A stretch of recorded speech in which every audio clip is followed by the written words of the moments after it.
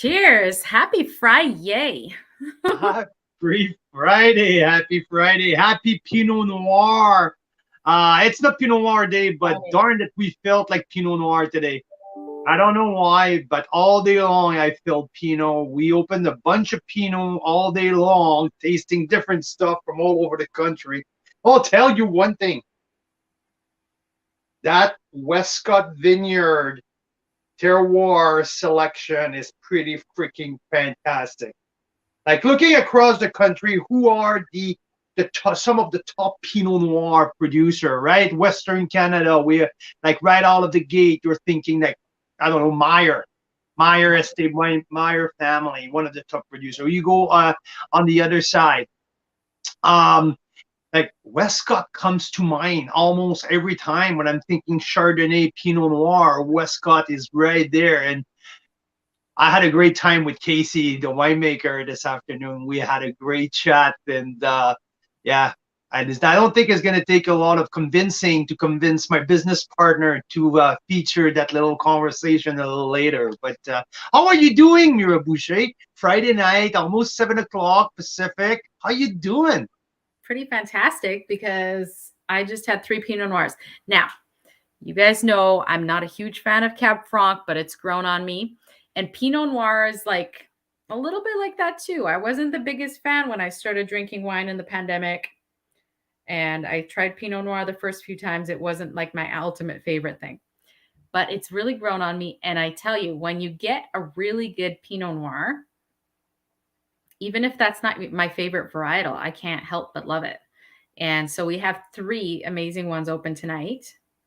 And we'll chat about some of them, the Westcott ones, with Casey, Casey the winemaker. Yeah, Casey Kulczyk. It was, yeah, you know what? It was such a great conversation. I love his enthusiasm. I love how much he talk. Like him and I together, we can have a chat for 17 hours without even knowing where we're at. Like it was just like so cool. He knows, and the cool thing with, hey. 17 hours. It's your new benchmark. Yeah. It's just something. Come on, it's Friday night for me too, right? So no, but I laughed when you said, Mira, we should go live for the International Varietal Days, and you were like, I don't know, we could do 4 hours, and we ended up going live for like 5.5 hours. 17. I don't put it past you, Carl Boucher. I don't. Yeah, I guess, but. Yeah, no, what's cool with Niagara, it's about the terroir diversity. How great the Vineland Ridge appellation compared to the 20-mile bench, compared to like all of these little different appellations are so distinctive to each other. And Pinot Noir is one of the greatest varietal to let the terroir speak. And that's exactly what we're experiencing with that Westcott. It's hard in what we do it's really hard what you do to convince the winery to do 3 packs, right? Like they usually really want to go for 6 bottles in the packs. And you know what? We were able to convince Westcott to do 3 packs of Pinot and 3 packs of Chardonnay. And yeah, this is really freaking outstanding. We're so thrilled. And yeah, if you're curious about the difference of these wines, listen to my conversation with Casey. You'll like it. But before we put the conversation, let's talk a little bit about the 3 wines here that we're talking about. We're talking about 2019 vintage, who was a very good vintage for Pinot Noir, a colder vintage in Ontario, but very well suited for Pinots. Consistency throughout the vintage, no heat spike, no frost, early frost or anything. So consistency across the vintage was a key, and we're having here. So there you go, Butler's Grant, 2019. The old, no, wrong.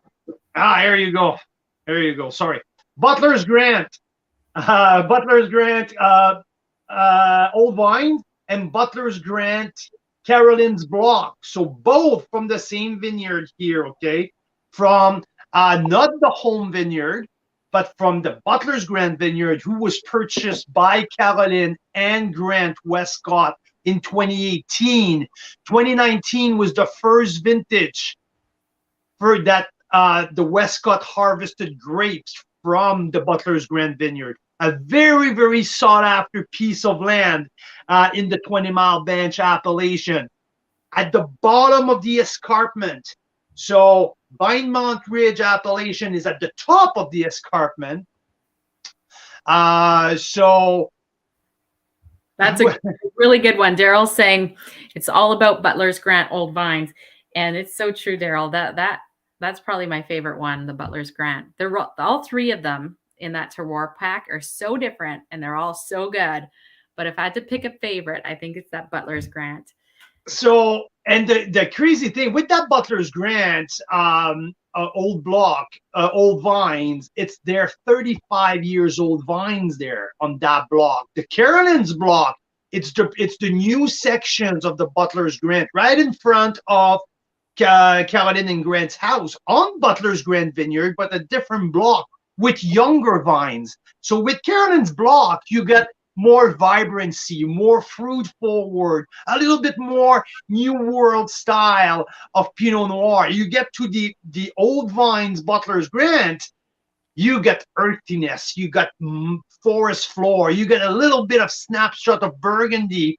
It's pretty simple. It's a pretty simple equation here. 35 years old vines give you that type of wine, right? But personally, I really like that the vibrancy and the freshness, the acidity of Caroline's block. And this from Butler's Grant Vineyard, these two 2019 vintage. And the third wine that we talked about is the 2018 Reserve. In the 2018 Reserve, 100% of the fruit are selected from the home vineyard at the winery, who is in a completely different appellation. So if the 20 Mile Bench is at the bottom of the escarpment, in that bowl, like back to the escarpment, Vinemont Ridge, the Westcott Vineyard is at the top of the escarpment. So the home vineyard has a completely different terroir than what the 20 Mile Bench has to offer right down below. So and so interesting. I mean, it's not like vast distances, right? You can drive 7 minutes, 7-minute drive. 7-minute drive, and yet they're different microclimates, and the wines will taste totally different. Absolutely, absolutely. And on top, at the home vineyard, that's where they're sourcing their Pinot Noir for their fantastic sparkling program as well. So bright vibrancy. This is a little bit more like it's a drier climate, more wind on the top, and they use different wood, different barrel program for the Reserve. So when I tasted the Reserve last year, when I went to the winery in September, I put an open score to that wine between 91 and 93 because I felt there was that usage of oak, that it was still a little bit upfront. But I knew that if that would move a little bit towards more past the mid palate, it's on its way to rock star standard, to rock star status. I mean, like a rock star wine. So so we have three very different wines. That's why we called it the Terroir Pack. Three wines, and like I think the Butler's Grant old vines and the Caroline's block, there's like 100 cases of these wines produced. And that's funny because Casey was mentioning, like, how did you get access to these wines? Like, how did you convince Caroline and Grant to give you access to these wines? Like, these are just their top 10. Very special. Oh yeah, it is really darn freaking special. So we're thrilled, we're excited. You can't find them anywhere else unless you're a wine club member, like Daryl probably. Daryl can get his hand on anything, everywhere, anywhere around the country. I can bet. I can bet. You're the man. Yeah. Yeah, and so with the three Pinot Noir Terroir Pack, there's also the counterpart. These guys. Yes. So 2020, and 2019, we got the Butler's Grand Chardonnay, who is my absolute favorite, one of my top Chardonnay of the year. The Reserve Chard 2020, and also the Clone 76, the Block 76, not the Clone, the Block 76 Chardonnay. So very, very distinctive chard. The Reserve Chard, more oaky, more round, creamy. The Butler's Grand is a purity, absolute beautiful reminiscence of what Butler's Grand can offer in terms of purity of fruit and distinctive flavor. And the Clone and the Block 76 younger vines, this is Chablis in the nutshell. The acidity and the minerality in the Clone 70 in the Block 76 wine is unique on its own. So yeah, these three Chardonnays are also pretty unique and put together. That's my style of pack. You know me, you know I love my Chard. So and the beautiful thing is they're not outrageous. I think it's like 130-ish per pack, including tax. Yeah, including tax. It's reduced shipping. I think it's $20 shipping, and then free shipping if you get over 200. Like if you end up getting both packs, or there's 6 other bottles available with this. So yeah, super fun stuff. And oh my gosh, so I was away most of today dealing with some things for our kids' school. Anyway, I haven't heard this interview, so I'm going to be chatting with you guys in the comments and listening with you. So can't wait to see what Casey has to say. Casey, right? Yeah, Casey Kulczyk, Ontario boy. Yeah, an Ontario boy who absolutely find a passion for farming and, you know what, develop into the winemaking. You had, like you said, you had the privilege to meet with the Westcott and everything, like the connection between all of them. Grant, Carolyn, their son, as well as a vineyard manager, and Casey. They're building a big family there. So Casey had the privilege, like you mentioned, to produce the wine from the first harvest, the Westcott's first harvest, with the Butler's Grand Vineyard. So it's very exciting what they can do there. We had the chance to try the Cap Franc, the first edition of their Cap Franc as well, and the Riesling. So they're expanding their portfolio, but mostly Westcott Vineyard are known for their Chardonnays and Pinot Noir. And here you go, we have 3-pack of each of like available for you guys, very small quantity available anyway. So if you're Pinot Noir lovers or a Chardonnay lover, this is your chance here to get 3 packs at a time. So pretty cool. 3 wines at a time. Fabulous. Okay, well, we'll see you guys after this little chat with Casey, and look forward to chatting with you in the comments as well. I think the cool thing is to learn a little bit more about each and every vineyard, right? Each and every different terroir, because that's what we're talking about. So yeah, enjoy that conversation. I had a blast. And then, of course, the best way to learn about terroir is actually just to taste the wine side by side if you can, and then you'll see how different they are. Before I started drinking wine in the pandemic, I had wine here and there, and I kind of felt like most wines kind of taste very similar, right? Until I started tasting them side by side and seeing like how vastly different they are. And there comes terroir. So yeah, here comes Casey, the winemaker. Hey, enjoy the conversation. Cheers, guys. Canadian wine lovers, Carl's Wine Club members, welcome. Happy Friday. I'm here located in West Kelowna. This is a sunny, beautiful, bright sunny day here. I have the pleasure, the privilege to be with Casey Kulczyk from Niagara, winemaker at Westcott Vineyard, one of my favorite winery in Niagara, located in the White Mountain Ridge appellation. So Casey, welcome. Good afternoon, my man. Well, thanks for having me, Carl. It's a pleasure. It's lovely. I'm sure it's a little bit more temperate out there in Kelowna. Here in Ontario, we're going through yet another fun, snowy adventure on the Friday afternoon. So I'll have to never stop. Your weather. It never stopped. Oh my God, you guys have been hit by snow dump after snow dump. Oh my God. Oh, yeah. So, yeah, I think we're all a little over it now, but hopefully it's coming to an end. And you know what, Casey? It's a good start of the conversation because sometimes here, like our farmers, our winemaker, our grape grower are afraid of the minus 18, minus 19, and above, or below for frost damage and winter damage and all that. So, how's this specific winter has been for your vineyards down in Niagara? Yeah, no, it's a really good point. We're definitely always watching the weather, keeping ourselves concerned with it. To be honest, there's been a few touch and go nights, but realistically, it's not been.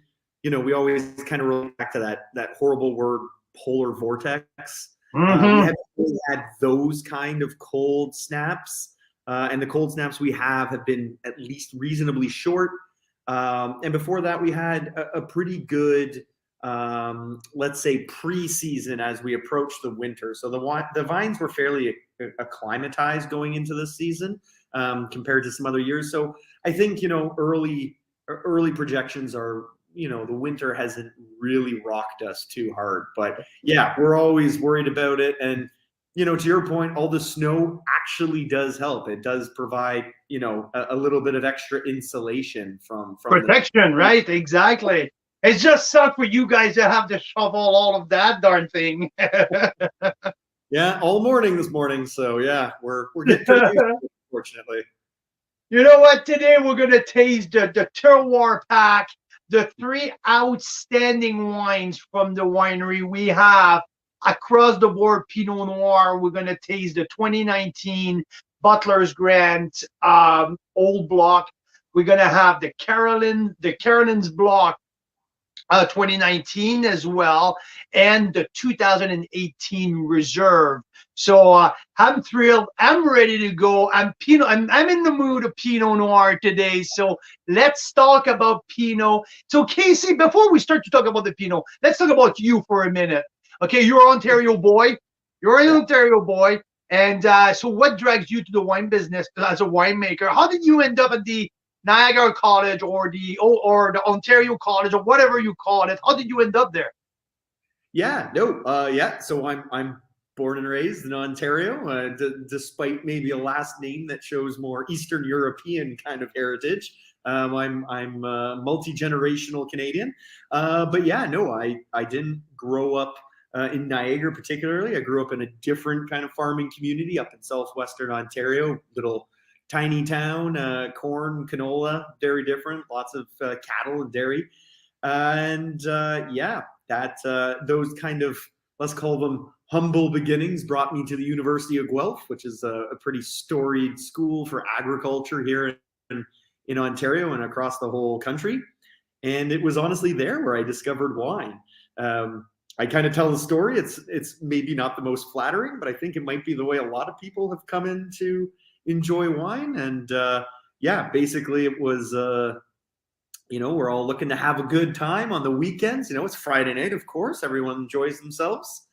And yeah, so at the time, wine was something that was pretty good bang for your buck. You could have a pretty good time, and that's what drew me in originally. And then from there, it just captured me. I didn't understand why. You walk into the local liquor store and it's primarily wine and it's segregated from different regions, different countries. Some of it, also, as I noticed, was coming from Canada, from Ontario specifically. And that's really what engaged me. I just was like, why does it matter so much that we separate these things out? Why are we making such a point of this? Why are we going to such lengths as a place to get wines from around the world, around the country, around the region, around the continent?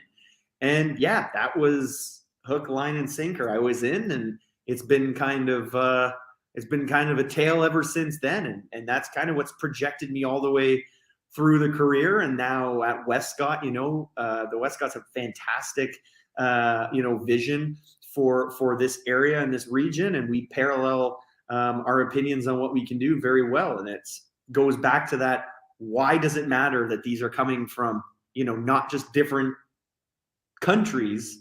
But here at Westcott, why does one vineyard make something so much different than another vineyard? One part of a vineyard showcase such different characteristics, and it's been fantastic. And that's so kind of. That's crazy. It's a perfect segues, man. We could have write the script before we start to get where I want to be right now. It's to talk about the difference of vineyard, the difference of Vinemount Ridge appellation, where Westcott is located, compared to the 20-mile bench, compared to like the Butler's Grand Vineyard versus the home vineyard. You know, these are small for someone from the outside. You know, they're drinking a Niagara wine, but from someone who was like trying to be pinpoint, like there's a world of difference between two different appellations, between your own vineyard and Butler's Grand Vineyard. So please, first and foremost, take me to 2019. What I'm reading, all the vintage report from what I'm reading, it's a great vintage for Pinot Noir in particular. So what I'm tasting Pinots from all over the region. And when I'm getting into that Vinemount Ridge appellation, yeah, exactly, right? And I say a purity of fruit in there. So take me to the 2019, what Mother Nature gives you? Yeah, so I think you've been reading the right notes, because I totally agree with everything you said. 2019 for me was an outstanding vintage, particularly for Pinot and Chardonnay, which is our wheelhouse. And we're talking about Pinot today. Our vineyards are planted about 60% to Pinot Noir. So we grow a lot of Pinot. We're fairly, we know Pinot is considered the heartbreak grape. People don't necessarily bet the house, so to speak, on it, but it's where our passion is, and it's where our skill set lies. And after 2019, there's nothing but positive things for me to say. It was generally a fairly cool vintage. It started out eerie, I'll be honest with you. It's humid here in Niagara at the best of times, and we do tend to get good spring and fall rain. But no, it was kind of very quintessentially Niagara, cool climate year, or at least the way we've been able to understand it. So cool, temperate year, never particularly very hot, good accumulation of growing days, and really just a really elongated growing season. So sometimes the fall will cut things short, rains come, cold weather comes, but it was just a very temperate, slow process into the fall. So the beautiful part about it is Pinot loves that kind of weather. That I call it the slow cooker effect. It's that opportunity for time and low temperature to slowly develop and engage textures and flavors and intensity. And also, kind of selfishly from a winemaker's perspective, those kind of seasons where we have that length and that very compliant weather allows us to be very particular in the way we pick, because we're not being driven by any external factors. We really get to kind of execute our own will. And that's not something I think a lot of wineries can say happen year in and year out. So 19 allowed us to do that. So a little bit like a winemaker vintage instead of being a Mother Nature vintage, right? No peaks, no valleys, consistency across the board. So basically what you are looking for. And now you can go pick the blocks that you want. And you have a good understanding of the land, so you know your vineyards very well. So how about we talk a little bit more about the difference of vineyard, home vineyard versus Butler's Grand? Because Butler's Grand, you guys got your hand on a very special piece of land not long ago.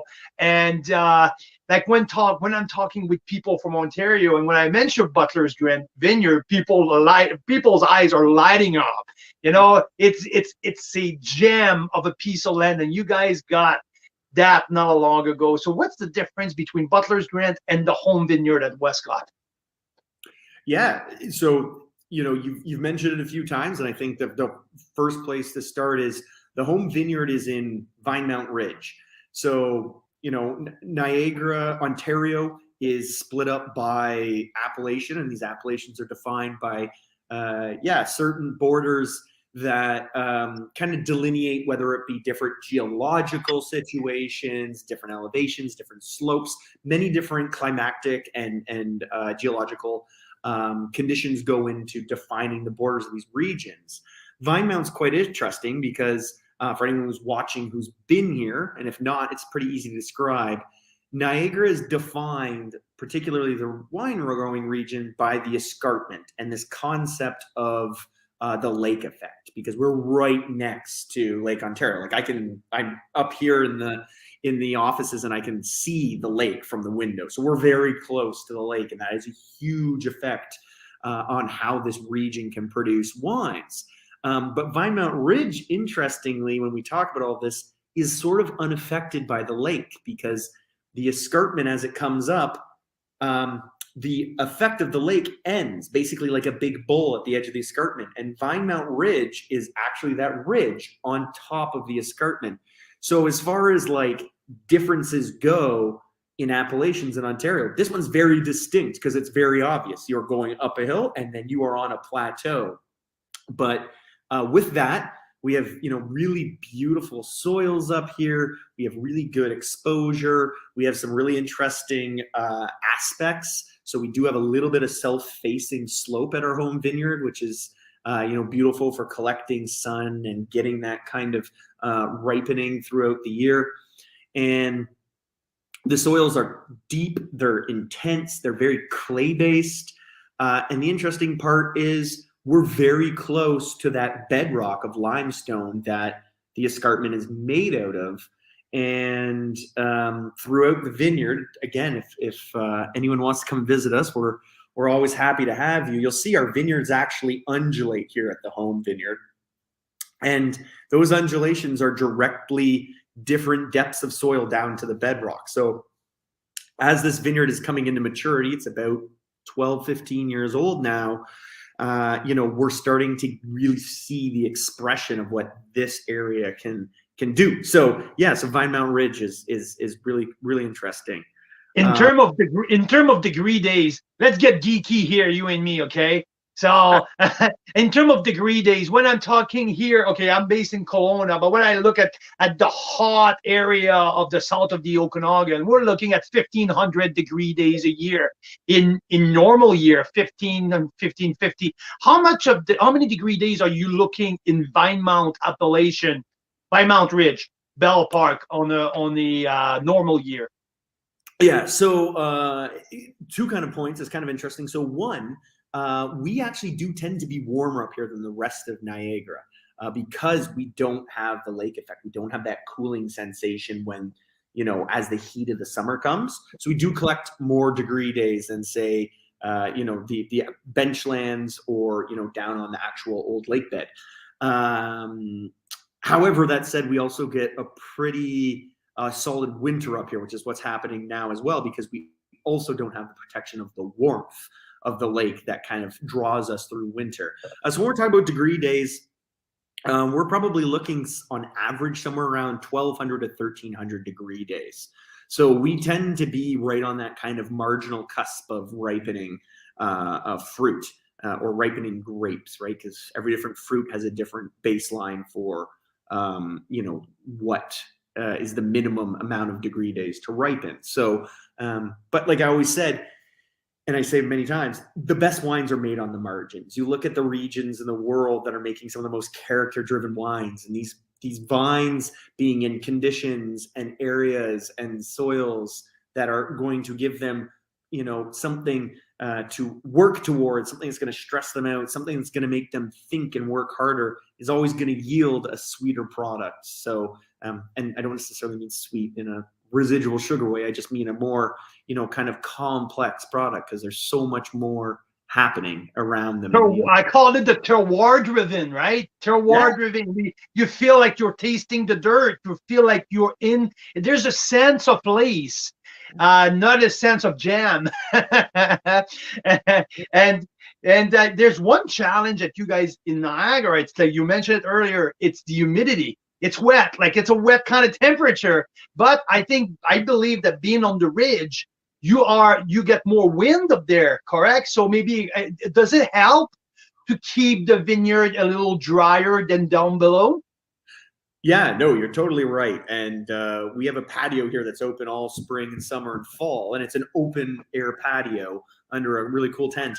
And that's one of the things we talk about all the time. There's always a breeze. So no matter how warm it is, there's always this kind of comfort. So yeah, no, you're absolutely right. There does tend to always be some airflow through here, and that does definitely help kind of maintain composure in the vineyard as we kind of, like I said, deal with the humidity that is just Niagara. So Iris from Vinemount Ridge, the home vineyard, you grow maybe like 60% of Pinot Noir at the home vineyard. Most of them will you use these grapes to do your sparkling because you're passionate of sparkling yourself. You guys have a tremendous sparkling program. I'm a huge fan of your rosé sparkling, all well, the traditional method, the brilliant, and also the regular. So some of your home Pinot goes into the sparkling, correct? Yeah, absolutely. Yeah. So actually essentially all of our sparkling to date comes from the home vineyard.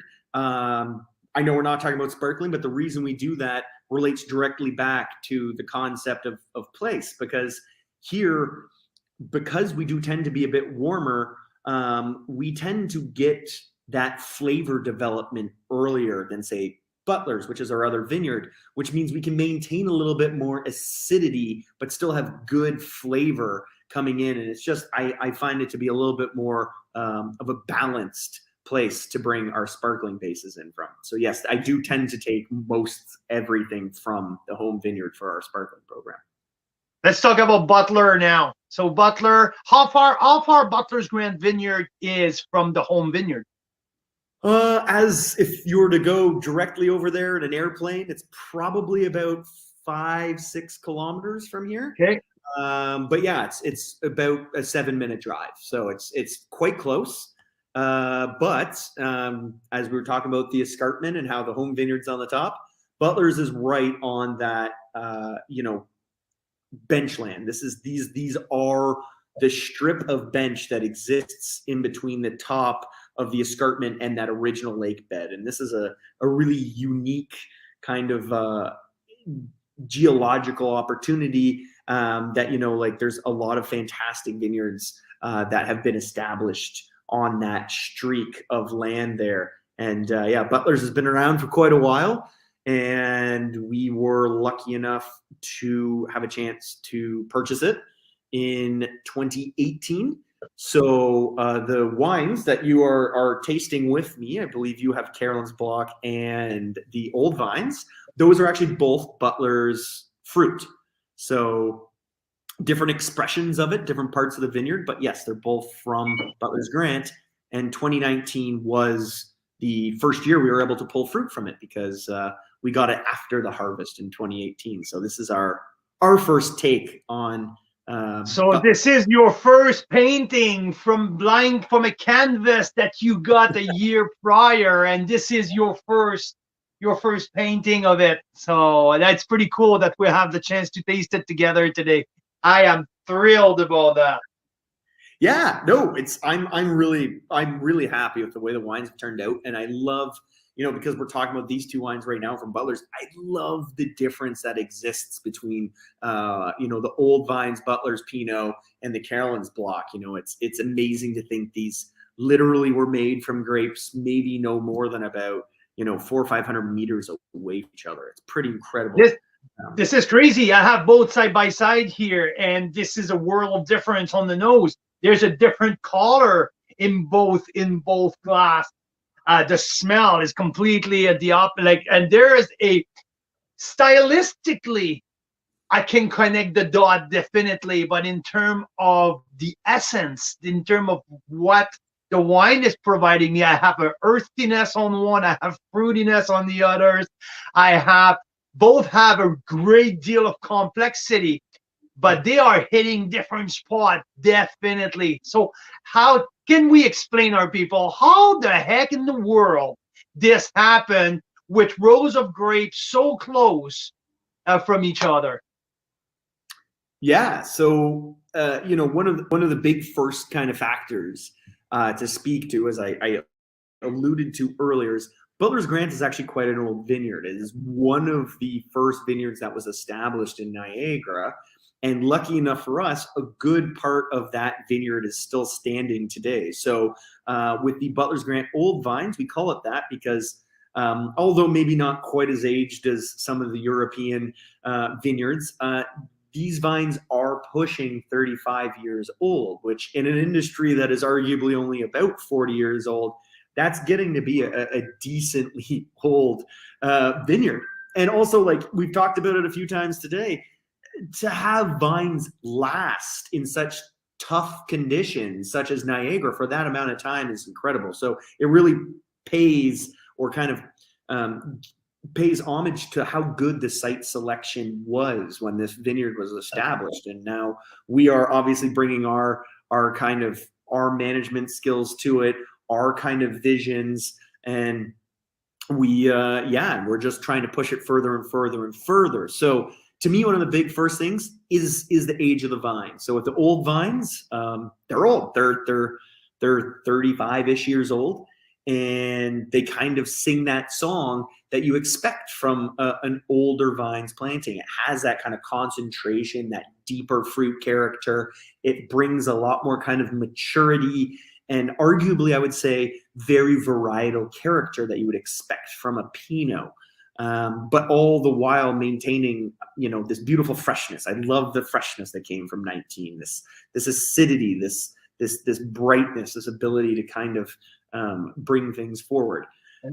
So the old vines are definitely a labor of love. We actually picked that vineyard 3 times because unfortunately part of it was interplanted. So to make sure we are working only with the vines that are that age, we go through multiple times to make sure, you know, only getting the fruit we want, sorting to be the best, and then back in the winery we also execute at that standard, always sorting, gentle handling. And to the contrary, Carolyn's block, which is named after our owner Carolyn. And it is the block right in front of their house. So Butler's Grant is a private residence. It is where the Westcotts live. And this is the block directly in front of their front door.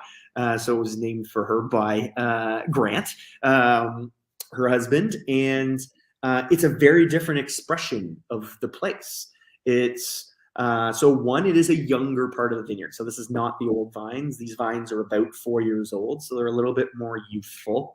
It's in a much more kind of stony, loamy area, where the other old vines are coming from a slightly more clay loam area.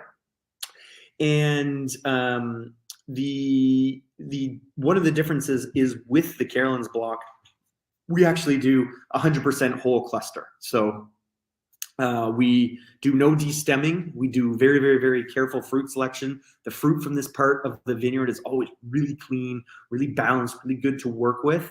So to kind of just even more hands off, let the wine be the canvas, let the wine be the, kind of have a transparent ability to showcase place. We don't really do much with this wine. Now, we monitor it very carefully. This is all done in very traditional foot punch downs. We're very, very gentle with it. Nice long extraction time, very gentle, and then aged for 2 years. And as is with all of our Pinots, this is 100% wild ferment, wild mallow, and these are completely unfined and unfiltered. So again, we're really trying to give a chance for the place to tell its story on the palate that is these wines. There's definitely like a different sense of a different sense of place in between the two wines. And we're all guilty of trying to make a reference into different other wine regions in the world. We always do that. Oh, this is Burgundian style. Oh, no, New Zealand style of Sauvignon Blanc. Burgundian style of Pinot. Oh, this is more California, right? And I really try as hard as I can to eliminate that, because we're at the stage of our wine industry where we can be Niagara style. We definitely are at that stage now. Oh, it's a little bit more escarpment, but to help our people who are listening, and like we're all guilty of that. Is it correct to say I'm a little bit more with the Butler's Grant Old Block? I'm a little bit more old world, and with the Carolyn's book, I'm a little bit more new world. Is it correct to? Is it the right reference there? I'm a little bit more burgundy here, with the Butler's Grant. I'm a little bit more earthy, forest floor, extremely long finish. And with the Carolyn's block, a little bit more fruit forward, up front. So that's a little bit of my analysis of both. Tell me if I'm completely in the right field here. No, I would agree. I'm with you. I tend to hazard trying to compare things to other regions, because as a growing region, I think it is honestly something we're very quick to do. Oh, we're like this. Oh, doesn't this feel like this? Oh, doesn't this have notes of this? And you're always trying to compare yourself to places that are more well-known or have this kind of clout or history.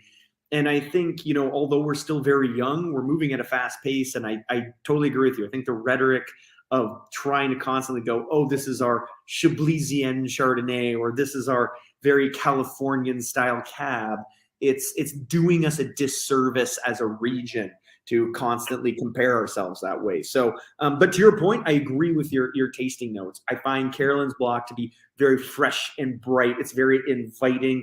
I find it evolves very quickly in the glass. It has a lot of story to tell. And the Butler's Grant, which I'm actually just going to switch to here in a minute. I agree. It's a much more deep kind of wine. It's a little bit more rich and concentrated. It's a little bit more hearty and earthy, and I would totally agree with that. And the differences are polarizing, and that's the exciting part. And here's the conversation with my teenager here, right? Like talking about the football game, and here it's the conversation with my mom, where we're talking more about philosophic thing of life, and like that Butler's Grant to me really, really takes me back to one of my first love when I fell in love with wine, was some of the like the Côte de Beaune, the Beaune du Château, and all of that, but with more depth and speaking more Canadian, because you mentioned one thing, it's the acidity and the fresh acidity of Niagara. It's something unique that not a whole lot of other regions possess. It's that bright, vibrant acidity. And it brings life to that old vines. Definitely that acidity brings some intricacy into it. And I'm in love with the finish of that wine. The clove, the Christmas spice, and a little bit of the forest floor is absolutely spectacular. But, I like the Carolyn Block's energy. It's filled with energy. It's vibrant. It's striving for more. It can feel it, right? Like it's pulsing in the glass. Yeah, no, I totally agree with those assessments. And these are, and this is the big thing, we talk about this, far too often at the winery between us.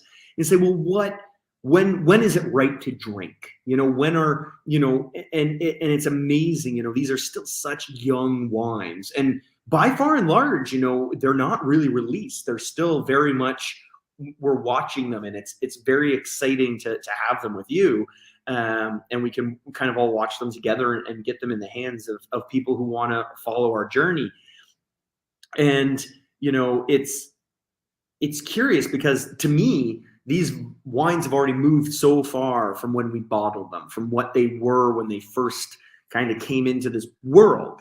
I tasted them at the winery in September, and these wines are tremendously different at the moment that they were in September. I completely agree with you here.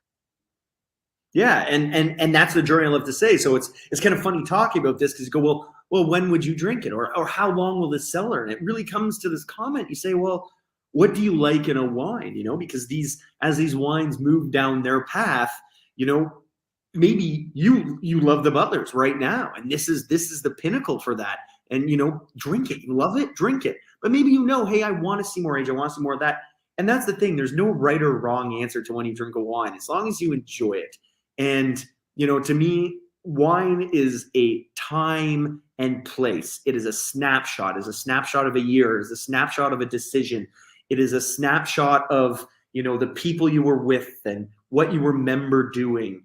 And, you know, and you know, sometimes you're not going to remember exactly what that wine tasted like, but man, you're going to remember why it mattered. And that's kind of how I always bring it back. It's, you know, if you enjoy it, drink it, because and I would it's have not to gonna say, last forever. That's for sure. It's not gonna. And these wines are made in very, very small batch. These wines are wine club members exclusive. These are small quantity. It's all a small quantity wine, high quality, highly sought after, and more we've been known for our Pinot, especially on your side of the country. We're producing world-class Pinot, and these to me are at the top of my list. So yes, and in terms of how long should we cellar that, and I think you hit it on the head. Like, it's absolutely, you cannot be more real than that. It's all about, we all enjoy our wine at a different stage. I like my wines in their youth. I like when they're vibrant. I'm not a fan of the tertiary aromas. People feel like their wines are ready when they hit these tertiary aromas. So I'm not like who I am to tell people how to drink their wine. No, I like to enjoy my wines at different stage. And so that's the beauty of that. And we have, between these two, we already have wines at a different stage because of the age of the vines. Yeah. So sure. that's like at this, like right there here with two 2019 wines, with very, very different expression of the same vineyard. So Casey, tremendous work on that. This is amazing. Like fantastic. And which kind of style of a wine drinker are you? If you don't drink Westcott wine, which kind of wine do you like to geek on once in a while? No, yeah. And you know, I want to bring a point, like, yeah, it's a great vintage, but as much as I want to take the praise, we're a team and we do this all together. This all starts from, you know, the Westcotts finding great places to plant grapes. You know, shout out to Garrett. He's, you know, he labors day in and day out to grow the best possible grapes, and all of these decisions and all of these comments, we work close together, but it just makes my job, you know, that much easier. So I appreciate the praise, but I just want to make sure that, you know, we're a small team, we work close together, and I just want to make sure, you know, every step has mattered so much to produce these wines that, you know, obviously I'm very proud of, but I think the whole team is as well. That's very complimentary to hear people enjoying them as much as Oh, you we do. sure do. We sure do. Hey, but back to the question. Yeah. You know what? I think it's sort of an obvious comment. I do love Burgundy. You know, it's kind of the mecca of all of those previous comments I said, you know, trying to find place and trying to express where you are. And just the thought of me, you know, I always just love that fact where it's like, well, we're going to give you a region. We're not going to give you a grape. You're already going to know what that is, because yes, the grape is important, but it's just the channel of which you're going to tune into to get what that place matters, whether it's that commune, whether it's that vineyard, whether it is those particular rows. And that's, you know, that's where I really like to go. To be honest, you know, Burgundy is not cheap. And as much as I'd love to drink it more, you know, the price is getting higher and higher, and it's getting more and more difficult to get, you know, really interesting mid to high level Burgundies. So on that note, I've definitely found myself spending more time, you know, exploring, you know, Ontario, the country. In the old world, I've really dove into Barolos, Barbarescos. I enjoy some of the IGT Nebbiolos, you know, because I think that shares a lot of really interesting characterizations of place. So yeah, those are kind of my, you know, when I'm not drinking Westcott, those are kind of the places I like to go. I spent a couple weeks in Lamora 10 years ago, and I was there in the Barolo region. And I always joke with my wife, it's at one point, if I know I'm going to die, I wouldn't mind to go die in La Mora. It's kind of a place I will feel like I'm in sync with the soil. I'm in sync with the environment. This is a very unique region, and their wines are definitely extremely unique as well. I agree with you. Yeah. So yeah, no, I love that. And no, and yeah, and then just from there, like I said, and then I guess I would be remiss where we've talked a lot about Butlers, but we didn't talk about the wine from the home vineyard, the Reserve Pinot. Here you go. So the Reserve 2018, that's one of the wine when I sat down with Carolyn and Grant last year. It was in September, and I was tasting it. I had a hard time, and the first thing that I do when I taste one, I always put a score on before I tasted the first for the second time, and it's something like it's an automatic thing for me. Like I put a score on the scale of 100, and with the Reserve, I felt that with so much more to come, I had to put an open score, and I put 91 to 94 because I felt like when that oak up front will move a little bit after the mid palate, I'd said, and I write on my note, this has the potential to hit the rock star level. And it's truly, I can't wait to taste it again to see where is at now. But yeah, a special wine, definitely a very special wine. Yeah, no, it was a lot of fun to make, and it comes from some really interesting parts of the vineyard here. We do, the Reserve wines, we talk a lot about, why is Reserve and why is estate? It's just like, oh, well, you've just decided to make one more expensive or whatever. Sometimes it's difficult to explain, but it really begins in the vineyard, and all of these wines do. And every year we earmark parts of the vineyard that are showing, what we believe is going to be supreme promise. And we say that in the way that, there was really good wood at pruning. There was really good bud viability. There were really clean vines. And as much as we strive to be perfect everywhere, there are always sections that just seem to showcase themselves a little bit better. And we try and identify those early and kind of baby them a little bit further than we would, our normal practices. And that's sort of where our Reserve comes. Because what we're really looking for, again, with the Reserve is expression of the home vineyard. So where Butler's Grant very clearly is Butler's Grant is a named vineyard. It is a classified vineyard. The home vineyard, the Reserves are the expression of this particular place. So they are in their own right a single vineyard, a classified vineyard as well.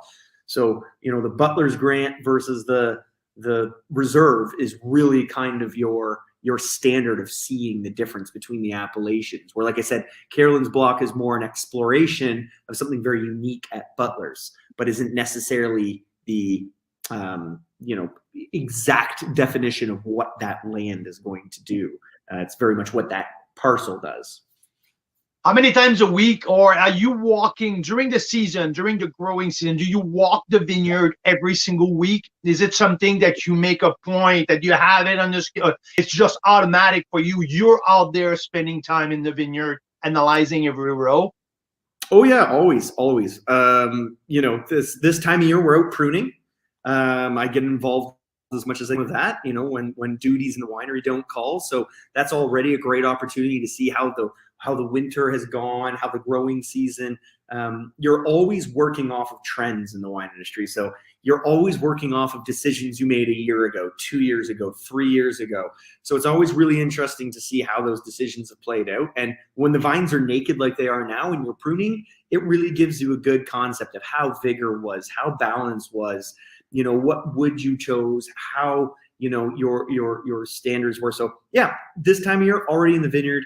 But yes, during the growing season, especially as we're getting to that clutch picking period, every day, it's essential. And I think, it's one of the things where, as much as I love being in the winery, I love getting out in the vineyard, and it's something I do as much as I can. And sometimes I honestly believe I wish I could get out there even more. It really is the crucible of all your wines. So if you don't have an idea what's going on, you know, how are you ever going to make something of character or distinction if you have no idea where the fruit is at or where it's coming from? So definitely feel very lucky to be, you know, I'm pointing at the vineyard. You guys can't see it, but I'm pointing at the vineyard. It's literally 200 feet away. So it's definitely a must for me, and also definitely a very lucky part of the job I have.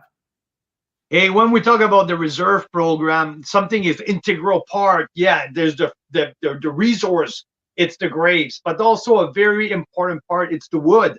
It's the barrel that you're using and the amount of time. You guys, I believe that, like, when I taste your wine, wood is a tool. It's not an ingredient, right? You use wood to enhance the whole thing. It's not a primary upset, but the quality of the wood that you use are very important for these reserve wines. So what's your philosophy in terms of barrels? Yeah, no, that's a great question. And again, I think you know as well. It's honestly, like you said, you know, wood should not be an ingredient. It should not be a flavor. It should be a tool. It should be a vessel. And so without saying, we use 100% French oak, and we do tend to lean a fair way on the older oak side. We're not particularly new oak dominant. You know, and you mentioned that in 2018, there's a little bit more of a presence on that reserve. That's true. But we've even pulled it back since then. The 19s, in fact, have 0 new oak on them. Because it's really, to me, it's that environment. And we're very careful to select the Coopers, the Toasts, and the Forests. You know, as a young winery, we're learning what works with the grapes coming from here, because although it may seem very innocuous and little, you know, the wrong forest can really diminish the quality of a wine or really take away the intensity or character. Where on the other hand, you find that symbiotic relationship between a forest and a Cooper and a style, you can really elevate that wine. So for me, we use a fairly set group of Coopers. I'm not particularly large on having all kinds of different Coopers. I think once you find something that treats your fruit well and with respect, and like it says, has that symbiotic relationship with your wines, you know, I think you say, okay, I know that is something I can rely on. And then again, you let the fruit do the talking. Obviously, aging in barrel, time in barrel, you know, the actual age of the barrels all plays a factor. But I think that's what it is. And, you know, all these little decisions, you know, whether it's X percentage new, X percentage once use, X percentage neutral, whether it's large format or standard barrique, you know, all these little decisions as you go along, they don't seem like much. But when we get to wines like what we're talking about, you know, those little decisions add up. And I think that's what we're always striving for. You know, we're really looking to make all the right little decisions that are going to make a difference, because, you know, it might not seem like much up front, but when it comes to the end, maybe you've made something that, you know, instead of being this much better is this much better, because, you know, the sum of its parts should always be greater than any individual component. And that's kind of our philosophy to these wines, especially these, you know, kind of low run, very unique kind of. Oh, absolutely. And I like Grant saying when he says there's 1,000 decisions involved in every bottle. And this can't be much true than that, right? No, it's true. Picking dates, like all of the wood shoes, like everything goes in every single bottle. Casey, I have to say, I'm really impressed. I love, since day one, I started to work with Carolyn and Grant and your product. I enjoy everything you're doing. I had a first glimpse at your Riesling when I was there. It became my wife's favorite wine right out of the gate. And I also had a glimpse of your first Cap Franc as well. And I have to say that it's fairly promising. At Cap Franc Day back in November, I tasted 35 Cabernet Franc from all over the country, and yours made my top 5. And so blind. So I would say it's a very promising start with your Cap Franc program. Casey, thank you for spending time with me today and with us, with all of the members. It's greatly appreciated. And I think that we should do that more often with different wines in your portfolio. And we should maybe do that in person. We're going to be in Niagara in June, from June 20th to June 30th. I'm taking the family down there with the 3 kids. We're going to stay in Niagara for 10 days, spending time with business partner out there. So hopefully we'll have the chance to walk the vineyards together. For sure. You're always welcome. Everyone's always welcome. We love people coming to see us. And yeah, Niagara, June, I think you've chosen very well. It'll be beautiful. Things will be growing. It'll be green and lush. And there'll be all the fresh new wines will be out from this vintage, and it'll be, I think it'll be a lot of fun. So yes, I look forward to, hanging out with you in person. Been a lot of absolutely, and you have such a nice setting with the pizza oven there in the back, and in the vineyard, your whole setting is just so amazing. Maybe we should throw a Carl's Wine Club members party out there. Of course, again, the more the merrier. We love to see you guys. So. Casey, thanks for your time. Enjoy your weekend. Keep up the amazing work, and thank you again for the great product. So you have a great rest of your day, my friend. Thanks a million. Always. Thank you, Carl. Appreciate it. That was awesome. Way to go, Carl Boucher. Your twin there that did the interview earlier today. Because, of course, it's way later right now in Ontario. And that was Casey had to zip off for the weekend before we could get live with you guys. So, yeah, so awesome. Great stories. It was great. We had a good time chatting. I love his philosophy. I love his vision. I love his understanding of the region. So, fun time with Casey. And always great to taste the Westcott wines. When we talk about terroir driven, we talk about specific appellation, differentiation of different blocks. That's it in a nutshell. Butler's Grand Vineyard, 2 wines from the same vineyard, different blocks. I love what they're doing. Yeah, great stuff. And you can still get the 3-pack Pinot Noirs, 3-pack Chardonnays, which are not normally available to the general public. Nope. They're so small batch. They're just at the winery tasting room. They're just for wine club members. So check it out at carlcellar.com, and hope you guys have a fabulous weekend. Yeah, weekend. We're heading skiing. We're heading skiing, a big wine industry event, the 14th edition of the Winemakers Cup, down in the south of the Okanagan at Mount Baldy. So taking the big fam, all the fam, the Bouchers are coming to Baldy's. So we're excited. So it's going to be a fun networking event, a fun hanging out with the wine industry down there. And I'm thrilled. I'm excited. I can't wait. Yeah. It's going to be awesome. Have a great weekend, guys. Cheers, and we'll see you for Wine Wednesday next week. Canadian wine lovers, Carl's Wine Club members, you guys enjoy your weekend. See you next week.